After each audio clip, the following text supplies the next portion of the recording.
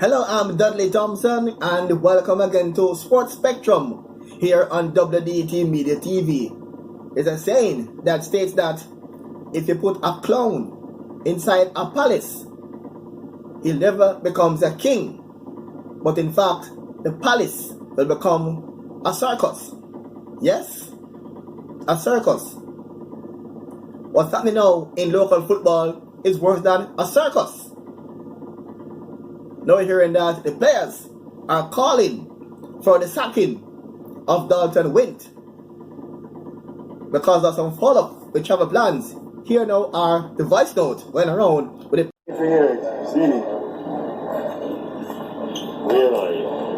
So on behalf of the team, captain, vice captain, we're asking Mr. Wint to resign. That's the only way we move forward. Can we get your word on that? I am saying I agree. You agree as the president? Okay. Yes, they heard the voice note. And the big problem is that Jamaica left Kingston to play Suriname in Suriname. And you all know by now they play to a 1-0 scoreline. But the real issue is that there is no return flight for the players from Suriname back to Jamaica. And the players are now stranded in Suriname as we are calling for the resignation of GenSec Mr. Dalton Wint. No return flight for the players from Suriname back to Jamaica. Unconfirmed sources are saying that there is a plan for Jamaica to fly along with Suriname on their flight back to Jamaica, but Jamaica failed to come up with their half of the money.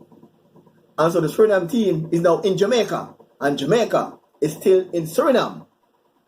Reports are coming out that players are now reaching out to Babsy Grange with a charter flight to get them out of Suriname back into Jamaica. Really, circus thing, big idiot thing going on there.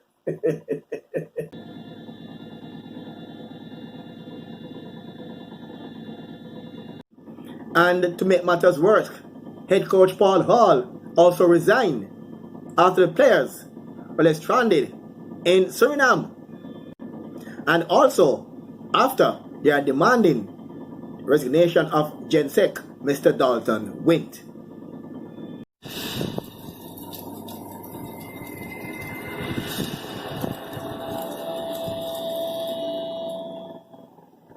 And now the players are planning to boycott Jamaica's next game if Mr. Wint don't demit office.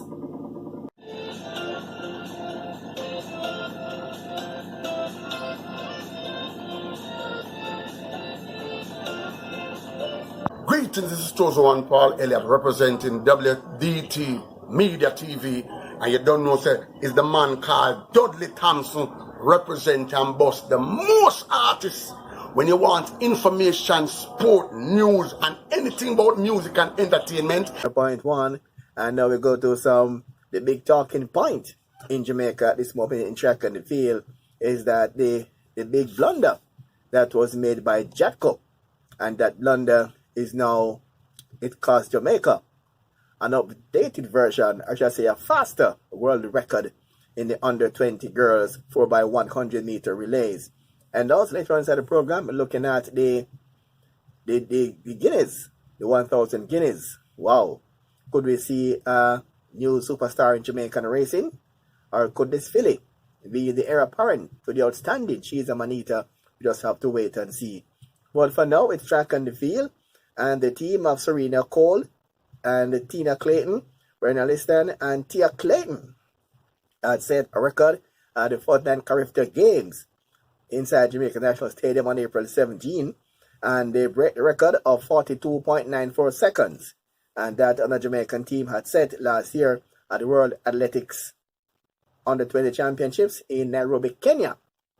Cole ran the first leg of that event, and Tia Clayton was also there as well, and also listed on that team. And now, as you all heard by now, that due to a blunder by Jadco, and they since apologized, and the record will not be ratified by the royal body because only 3 of the 4 that took part that relay run were tested. And based on the ruling by WADA, you have to test every single person that took part in that world record run. And the fact that only 3 were tested, so the record will not be ratified. And that is a well-known Jadco ruling. As you heard by now, and the record was not ratified, as told that because the drug testing of Tia Clayton, who also won the under 20 100 meters the previous day, and also had testing on that day.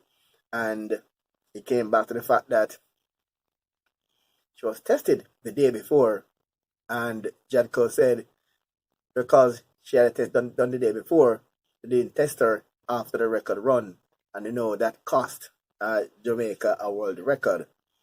And Corey Bennett, who was the Jamaican team coach then disappointed at that blunder and how such a mistake have caused Jamaica not to have a faster time than the 42.94 that was set last year in Nairobi, Kenya. And that would be a fact. But the girls, they have said they are planning to make amends. And when they run in Cali, Colombia in August, and they plan to make amends for that blunder, and they're going after the record again. Wish them all the luck and all the best to the Jamaican team, and hopefully it'll be the same for young ladies that took part in the first run. It'll be a good look if the 4 same persons happen to be on that team going to Cali, Colombia, and they are given a second chance to make amends for something when they were not actually their fault. They did their part. But Jadco, J3 did their part also. But Jadco failed to do their part. And in that instance, it cost the Jamaican under-20 team a world record. And it come back to a case where perhaps the persons involved don't understand sports, because in the ruling is that once you run a world record, you have to be drug tested. That's a given by WADA. And if 4 Jamaican ladies run on a sprint relay team and they break a world record, it's obvious that all 4 athletes had to be tested for the record to be ratified. Can it be 3? Have to be all 4. And because, Jadco didn't test all 4 of the athletes, the record was not ratified by the world governing body. And as I said earlier, young ladies plan to make amends in Cali, Colombia at the World Under-20 Championships. I'm hoping that the same 4 ladies will make up that Jamaican team and give a second chance to make amends for that record. So, wish them all the best. Hoping that the same 4 ladies are selected and for the team. It would be of a consolation for them to a second chance to do what they did before, reestablishing a new under-20 world record. Down so, let's go again. All right, the 1,000 Guineas ran off earlier today at Caymanas Park. All right, and we are hoping to see and hear a parent or a new star in local racing in this filly. 1,000 Guineas for fillies only.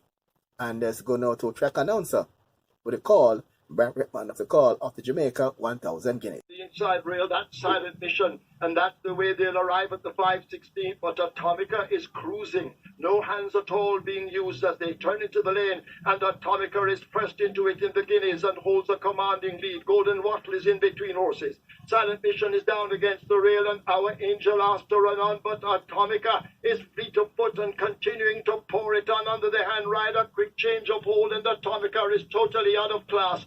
Atomica arrives at the 16th pole. This is the 1,000 Guineas, sponsored by bet makers, and Atomica romps it and wins by a huge gap. It's tight between Our Angel, Silent Mission, then Sunset Silhouette, Fly Messenger.